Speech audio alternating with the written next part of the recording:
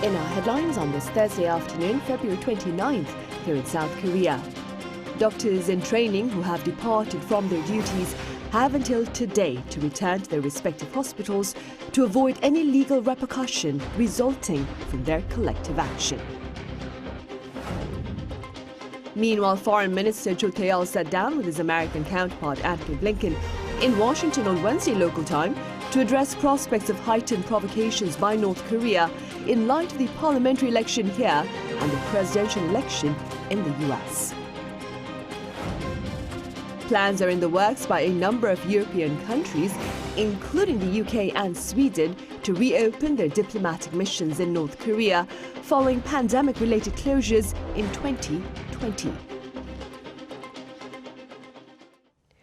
We are counting down the hours to the day's deadline for the return of doctors in training as set by the government amid their mass departure last week in protest of plans to boost the number of medical practitioners. Our Shin Se-byuk starts us off. Thursday marks the return-to-work deadline set by the government for doctors protesting the planned medical school quota increase.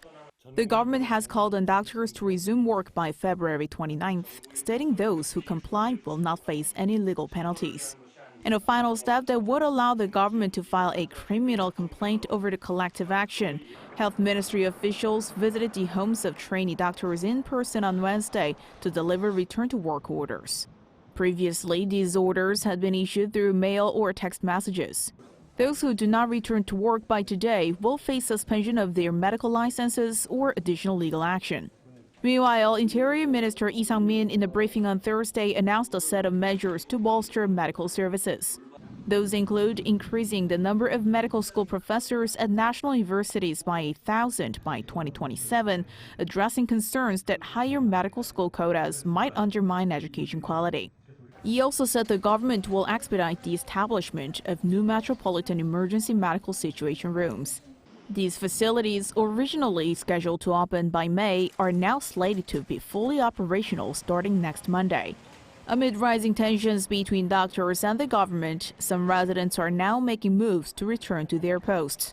The Health Ministry on Thursday, without providing the exact number of returning residents by hospital, said that over 294 trainee doctors have returned to their posts. In an effort to find a breakthrough with doctors, the Health Ministry has scheduled a discussion for 4 p.m. on Thursday in Seoul. The second Vice Minister of Health and Welfare, Park Min-soo, has reached out to the resigning resident doctors, inviting them for a dialogue, but despite multiple public invitations, Park has yet to secure successful dialogue. He has clarified that the meeting is open not just to the representatives from the Korean Intern Resident Association, but also to any resident doctor eager to join the conversation. Shin Se-byuk, Arirang News. In Washington earlier on Wednesday, Foreign Minister Cho Tae-yeol and his American counterpart Antony Blinken acknowledged the need of tangible preparations for heightened provocations by North Korea in light of the parliamentary election here and the presidential election in the US. Our foreign affairs correspondent Pyongyang reports. South Korea's Foreign Minister Cho Tae-yeol met with his American counterpart Antony Blinken in Washington on Wednesday local time and discussed ways to cooperate in order to better respond to evolving North Korean threats. The hour-long meeting was their first bilateral sit-down since Cho took office last month.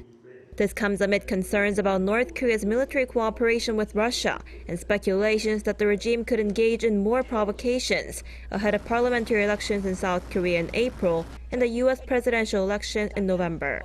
We are one in condemning North Korea's increasingly provocative rhetoric and actions that violate multiple UN Security Council resolutions, including its export of munitions and ballistic missiles to Russia.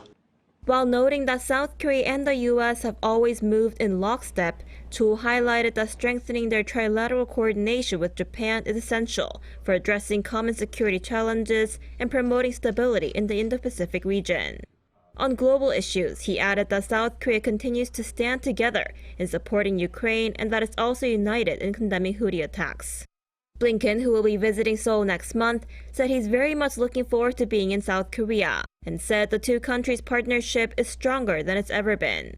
We're working together on virtually every major challenge that we have to contend with around the world, as well as working together to build even greater opportunities for our people here in the United States and in South Korea. Seoul's foreign ministry said the two sides also agreed to strengthen diplomatic efforts to cut off the sources of North Korea's illicit funding activities and revive interest in North Korean defectors, detainees, and prisoners of war. Pyongyang, Arirang News. Meanwhile, preparations are reportedly underway by a number of European countries looking to reopen their diplomatic missions in North Korea following pandemic-related closures back in 2020. Our Lee Seung-jae has details. In January 2020, North Korea began closing up its border in a bid to prevent the COVID-19 virus from spreading in its own country. Having one of the world's strictest border controls at the time, all European nations withdrew from their embassies in Pyongyang. However, 4 years on from their departure, a number of European embassies in the North Korean capital will reopen in the near future. According to a Reuters report on Wednesday, Britain's Foreign, Commonwealth and Development Office is discussing plans with the North Korean embassy in London for a technical and diplomatic delegation to visit Pyongyang.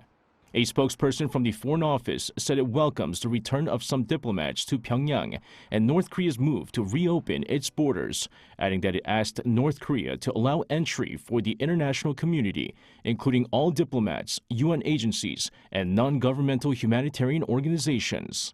Sweden's special envoy for the Korean Peninsula, Peter Samneby, said there had been some progress regarding his return to Pyongyang. The return of North Korean diplomats to their overseas posts has also been a slow and gradual process. Last August, the regime cautiously began sending their ambassadors to pro-North Korean countries such as China, Russia, Mongolia, and Cuba. Other European nations are beginning the process of returning diplomats to Pyongyang, as the German Foreign Ministry said that it will begin inspecting their embassy, which had been left vacant for years before its ambassador returns. The Swiss Foreign Ministry is also discussing a visit to North Korea to resume humanitarian projects by the Swiss Agency for Development and Cooperation. Switzerland has been conducting support projects for North Korea with the Development Cooperation Office in Pyongyang since 1997, which it withdrew from in March 2020. Lee Seung-jae, Arirang News. President Yoon Suk-yeol has pledged tangible support for collaboration between Korean firms and Meta. The pledge was shared during talks with visiting Meta CEO Mark Zuckerberg earlier on this Thursday. According to the Presidential Policy Secretary Song Tae-yoon, the half-an-hour meeting at the Yongsan office focused on future tech cooperation in cutting-edge technology, including AI. Underscoring Korea's firm standing in the global memory chip market, as well as Samsung's expansion in foundries and crucial hardware technologies for metaverse platforms, President Yoon forecasts the formation of an innovative ecosystem with global big tech companies. Household income rose in the fourth quarter of last year. According to Statistics Korea on this Thursday, the average monthly income per household amounted to 5.2 million won, or some $3,700, up almost 4% on year. The average real income per household adjusted for inflation was up by 0.5%. The agency is linking the latest rise to greater employment and public pension benefits.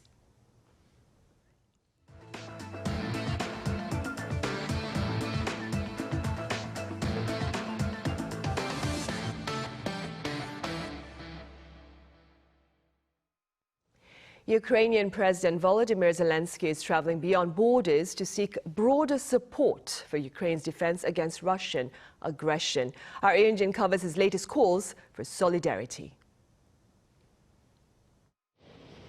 Ukrainian President Volodymyr Zelenskyy has been traveling around the world to drum up support for Ukraine to improve defensive capabilities against Russia at a time of faltering military support from Western allies. Zelenskyy was in Saudi Arabia on Tuesday to push for a peace plan and the return of prisoners of war from Russia, which was followed by a two-day summit of 11 countries from southeastern Europe, along with officials from the European Union and other international organizations. Speaking at the Ukraine Southeast Europe Summit held in Albania on Wednesday, Zelenskyy said the low ammunition supply is affecting the situation on the battlefield and called on leaders of Balkan countries for help. He also proposed holding a Ukraine-Balkan Defense Forum to strengthen arms cooperation. Albania was among the first countries to offer shelter to Ukrainian refugees and continues to voice full support for Ukraine. It has provided military assistance in the form of ammunition and training for the Ukrainian military. But Ukraine did not receive full support for its war against Russia at the meeting. Kremlin ally Serbia has refused to align with EU sanctions following Russia's invasion and continues to sign cooperation agreements with Moscow. Meanwhile, at the European Parliament in Strasbourg on Wednesday, European Commission President Ursula von der Leyen proposed that the European Union consider using profits from frozen Russian assets to buy military supplies for Ukraine. She urged the EU to do more on defense policy, adding that the threat of war for the EU may not be imminent, but it is not impossible. It is time to start a conversation about using the windfall profits of frozen Russian assets to jointly purchase military equipment for Ukraine. There could be no stronger symbol and no greater use for that money than to make Ukraine and all of Europe a safer place to live. Billions of euros worth of Russian assets are being held in Europe. Belgium has estimated the figure to be around $195 billion worth. And Prime Minister Alexander De Croo has said that he wants to use all the interest on those funds for Ukraine's reconstruction. Ian, Arirang News. Over in the U.S., President Joe Biden and his rival Donald Trump noted quick victories in their respective parties' primaries in Michigan back on Tuesday. But pundits believe both candidates face much uncertainty in their efforts to secure this swing state during the presidential race in November. Our Chong explains. U.S. President Joe Biden and Donald Trump won their respective primaries in Michigan on Tuesday. Results from the primaries so far indicate that the two are on course to face off in November's presidential election. Early results from Michigan, however, revealed some of their biggest political vulnerabilities and concerns. Mr. Trump has now swept the first 5 states on the Republican primary calendar, but there have been signs of struggles with some influential voter blocs that have favored former United Nations Ambassador Nikki Haley in previous contests. Ms. Haley's strongest performances on Tuesday night came in areas with college towns like Ann Arbor, home to the University of Michigan, and suburbs around Detroit. Mr. Trump, meanwhile, has underperformed with suburban voters and people with college degrees and faces a faction within his own party that believes he broke the law in one or more of the criminal cases against him. President Biden's victory in the Democratic primary also came with a warning as an uncommitted campaign organized by activists disillusioned with his handling of the war in Gaza made an impact. Michigan has the largest concentration of Arab Americans in the United States. In a statement, Mr. Biden did not directly acknowledge the uncommitted effort, but praised the progress his administration has made with Michigan voters. Despite a recent tweak in rhetoric and a call for a pause in fighting, Biden and his team have stood by Israel's right to defend itself. Meanwhile, according to the Hamas-led health ministry, the death toll in Gaza is at nearly 30,000, mostly women and children. As the civilian death toll continues to rise, so too has the pressure on President Biden to publicly push for a ceasefire. 정은주, Arirang News. The Brazilian Amazon recorded almost 3,000 outbreaks of fire in February, the highest for the month since recordings began 25 years ago. According to the National Institute for Space Research on Wednesday, the northern region of the rainforest is bearing the brutal brunt of the blazes. Experts are linking the rampant fire partly to climate change and to forest clearing for agriculture. Last year, the Brazilian Amazon was devastated by wildfires amid a severe drought between June and November. Back on the local front, time is of the essence in society today, especially where technology is concerned. That being said, a generative AI application developed by researchers here has proven to be the fastest in creating an image through a text command in just 2 seconds. Our Kim Dami has more. Researchers input a sentence into the system. After entering a sentence that reads, "A realistic photo of an astronaut reading a book on Mars under the moon," 2 seconds later, the Koala 700M developed in South Korea is the first to come up with an image. Following that, Carlo, made by Kakao Brain, took 3.6 seconds to come up with an image, while DALL-E 2 and DALL-E 3, developed by OpenAI, took over 10 seconds each. Among generative AIs that convert text descriptions into images, Koala 700M is the fastest in the world. High speed is achieved by the development of a knowledge distillation technology, which transfers knowledge from a large model to a smaller model without loss of validity. Existing technologies can generate high-quality images but are slow. However, Koala has developed technology to generate images more quickly by lightweighting the large neural network model. The researchers have also developed a model that incorporates a visual intelligence technology into conversational AI. Named Kolava, it allows AI and humans to ask and answer questions about images or videos. We plan to continue our research focusing not only on the technology of generating images from text, but also on the field of video generation. The research team plans to expand the utility of the knowledge distillation technology, proven effective in image generation, to other areas, and develop a leading artificial intelligence. Kim Da-mi, Arirang News. The Oscar-nominated film Past Lives is poised to play theatres here next week. And ahead of its much-awaited showing, its Korean-Canadian director Celine took time to share her thoughts about her work with the local audience. Our culture correspondent Song Yoo-jin reports. Celine Song didn't expect her movie to become this huge until about a year ago. 2023 was a stellar year for the Korean-Canadian director's debut film, Past Lives. Starring Greta Lee and Yoo Tae-oh, the film has clinched over 70 awards at numerous film festivals and is now setting its sights on the Oscars next month. Past Lives has earned 2 nominations, Best Picture and Best Original Screenplay. It all started when Song was drinking at a bar in New York with her husband and childhood friend. None of them spoke each other's language, so I had to act as an interpreter. In the process, I got this special feeling that I was interpreting 2 sides of my identity, history, and personal narrative. The film follows Nora, a playwright living in New York, as she reunites with her childhood sweetheart, Hae-sung, after 24 years following her emigration to Canada. This is where the concept of inyeon, meaning destiny or fate in Korean, comes in. Even though the two are not together in this life, they believe their decades-long connection extends from their past lives and will continue into their next lives. I believe inyeon is the only word that can describe the relationship between Hae-sung and Nora. While it's a Korean term, the emotion it signifies resonates universally. That's why people, regardless of their background, have shared with me that they understood its meaning after watching the film. When I first read this scenario, I was touched by how it eloquently and simply explained what inyeon is. Song weaved autobiographical elements into the film, drawing from her decade-long experience as a playwright, meeting her husband at an artist residency, and navigating the complexities of balancing multiple cultures. There is a reason for this. I believe a personal story is essential when reaching out to an audience. If I want to make my creation meaningful to others, I believe I should delve into something only I can uniquely contribute or excel in. Past Lives premieres in Korea on March 6th. Song Yoo-jin, Arirang News.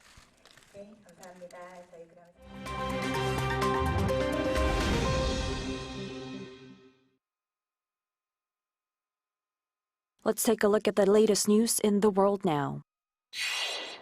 In Texas, a wildfire known as the Smokehouse Creek Fire, now the second largest in Texas history and the worst in 36 years, continues to burn through the Texas Panhandle region since starting on Monday afternoon. As of Wednesday, the fire has burned at least 850,000 acres of land and is 3% contained, according to the Texas A&M Forest Service.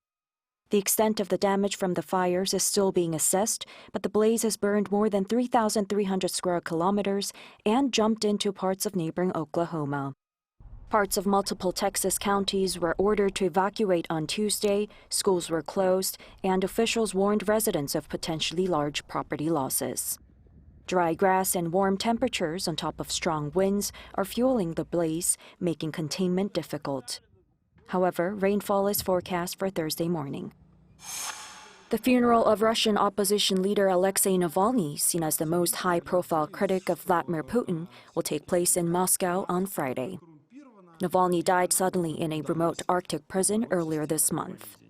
Yulia Navalnaya, the widow of Alexei Navalny, announced on Wednesday the date of his funeral. However, she expressed uncertainty about whether the funeral will go smoothly as planned. After Navalny's death, dozens of his supporters were detained by the authorities when they laid flowers at various memorial sites. Navalny's associates initially wanted to hold his funeral on Thursday, but no venues were willing to host it due to Putin's scheduled annual State of the Nation address to Russia's Federal Assembly. The funeral will now take place at the Church of the Icon of the Mother of God in Moscow. Afterward, Navalny will be buried in the nearby Borisovsky Cemetery. On Wednesday, the U.S. Senate's longest-serving party leader Mitch McConnell announced his decision to leave his position as the Republican Senate leader in November. The 82-year-old Kentucky senator has held a seat in the Senate since 1985 and has served as the leader of the Senate Republican Conference since 2007. Recently, several members of his conference have demanded he step down and make way for a younger, more Trump-aligned leader. Though he will no longer be in Senate leadership, he plans to remain in Congress through the remainder of his term, which expires in 2027. There's been a breakthrough in the fight against dengue fever with British biotech company Oxitec's development of genetically modified mosquitoes to combat a surge in cases in Brazil. Brazil is currently facing a significant outbreak of the dengue virus, which is being fueled by the country's hot rainy season. As of February 27th, over 973,000 cases of dengue have been reported this year in Brazil alone. Oxitec's mosquitoes carry a gene that kills female offspring, which can transmit diseases before they mature. According to an official from Oxitec, the mosquito population is 90% lower in areas where the company's mosquitoes have been released compared to other areas. Choi Ji-hee, Arirang News.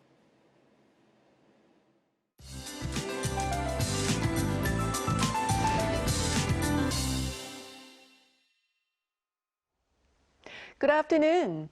We are wrapping up the month on a cloudy note, but with rain in the southern parts of the country. Jeju is seeing showers, and it sure rains frequently there, while mountainous regions on the island are seeing snow with a heavy snow advisory being in place with up to 8 centimeters of snow in the forecast. Meanwhile, parts of Jeollado and Gyeongsang-Namdo province could see 1 to 5 centimeters of snow. The rest of the southern regions are having a rainy day. Well, this round of wet weather will bring spring cold. We can already feel the chill from sharp winds. Please brace for freezing conditions for the start of March. Afternoon highs are 1 to 8 degrees, lower than yesterday. Seoul and Daejeon top out at 8 degrees, but Gwangju, Daegu, Gyeongju are having breezier highs at just 7 degrees this afternoon. It will rain across Korea during the Independence Movement Day weekend, and the brief spring cold will peak on Saturday morning before easing in the afternoon. That's Korea for you, and here's a look at the international weather conditions.